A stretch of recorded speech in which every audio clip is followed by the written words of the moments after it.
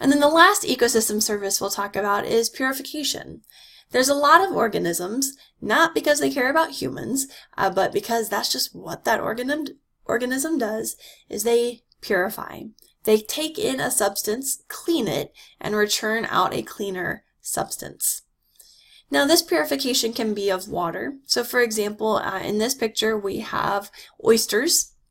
In 2 tanks, we had the same initial water, and then after say an hour or so, the tank that had oysters in it cleaned up that water. It's just the way oysters work. Oysters suck in water and they kind of take out all the dirt and all the algae and all the stuff in it, and they release clean water again. And us as humans, we enjoy this because we probably want to swim in water that looks like the right-hand side versus the left-hand side. These oysters can also help to get rid of pollutants that are in the water. But it's not just water. There's different plants that can actually purify the soil that they're planted in. There's different plants that can also purify air, so the air that they're taking in, they can actually clean some of the pollutants out of that as well. And so we rely on the environment to kind of clean up after humans. We make a mess, and there is something that exists that helps clean us up.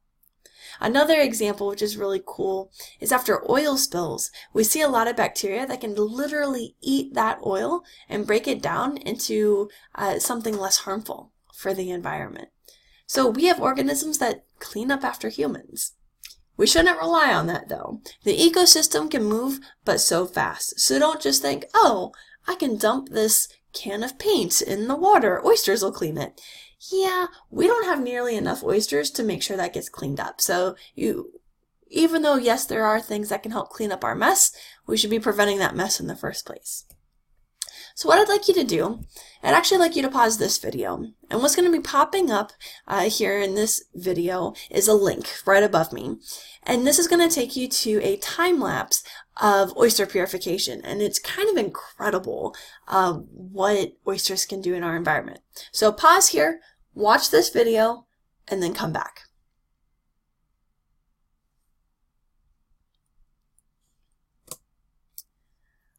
So why does diversity matter? We've talked about physical goods, we've talked about ecosystem services.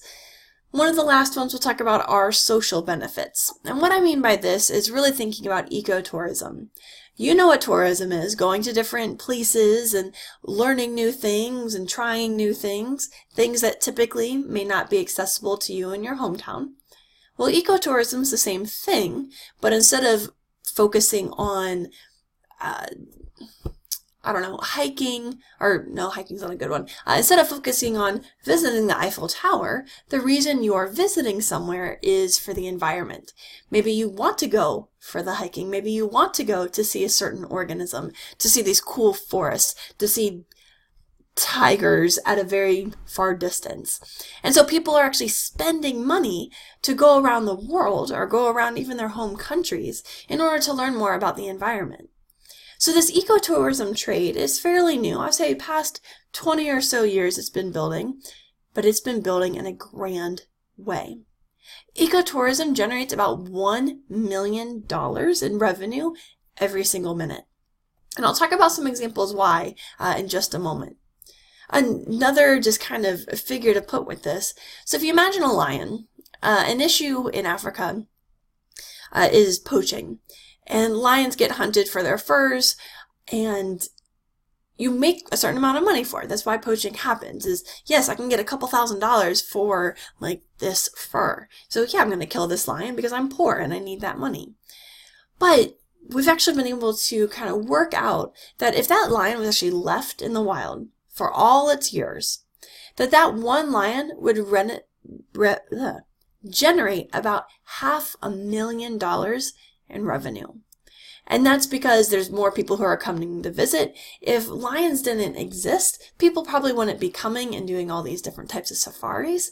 So it's actually worth a lot more to the local economy to keep the lions in that habitat, to keep the zebra, the wildebeest, the elephants, because of the amount of money that ecotourism generates.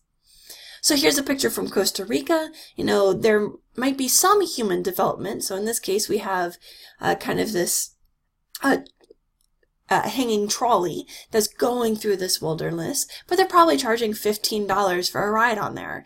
And there's tons of people, and they're doing this all day, every day. So the amount of money that's generated just to look at the forest. Here's an example again from that safari. And then if we want to bring it local, maybe you want to go up to Massachusetts, you want to go on a whale watching trip. But for all of these, the point of tourism is that you're no longer in your hometown. So you go somewhere else. You're going to have to stay for somewhere to sleep. You're going to have to pay for somewhere to sleep. You're going to have to pay for your food, whether that's at a restaurant or getting food at a grocery store. If you're going in a foreign country, maybe you need to get a new cell phone or a new SIM card. You need to get around, so maybe you're getting a rental car or using public transportation. So it's not like you're paying money just to go on that trolley, just to go on the safari, just to go on this whale watching trip. You're paying money to be there. And you're paying money to tons of different businesses in this area. So if you can develop and protect the natural resources that exist in your area, you can generate a lot of money because people want to see it. Those kind of ecosystems are becoming rarer and rarer. And so more and more people want to see them. And the money that's going back into that economy is more money that can be used to protect more of those ecosystems. And then lastly, all the three things we talked about, physical goods and ecosystem services and the social benefits, it was how biodiversity benefits humans. How do humans get something out of it? How do humans make money off of it? But some of you might say, well, that's cool, I can make money off of it, but maybe we should just save it just to, save it. Like, we shouldn't be jerks and kill, everything that exists. Maybe. And so I do have this as a reason, that these organisms, whether they're plants, whether they're animals, whether they're fungi, they all have a right to exist. If we use them or if we don't. If we don't get a benefit from them, we shouldn't just be like, we don't use this beetle, let's just kill all the beetles. These organisms should be here too. Now, I don't put a lot of emphasis on this one because if you, as a social activist, you as a biologist, you as just a concerned citizen, want to save something, a plant, an animal, a bacteria, you need a reason why. And if you want to get money to save that organism, you typically need a reason why it benefits humans. You can't be like, I want $1 million to save this African dung beetle. No one's going to give you $1 million. If you're like, but they're super cool and they should be here, no one's going to give you $1 million for that. But if you can somehow demonstrate that the African dung beetle makes an impact to our economy, then you'll get funding for it.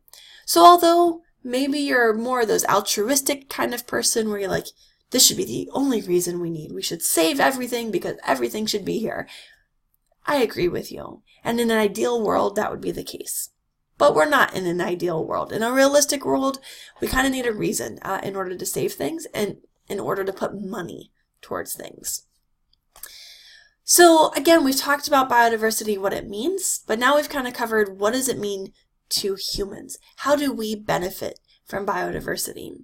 And as we go really throughout this course, just keep thinking about this. We'll talk about farming, we'll talk about water, we'll talk about climate change, and how we as humans affect these ecosystems are going to impact these different goods, these different services, these different social benefits that we get from biodiversity. So we will bring it back to money. How farming a certain way makes us actually lose money. How climate change is making us lose money. And it's because of the different services that we're losing in response to the way that humans interact with our environment.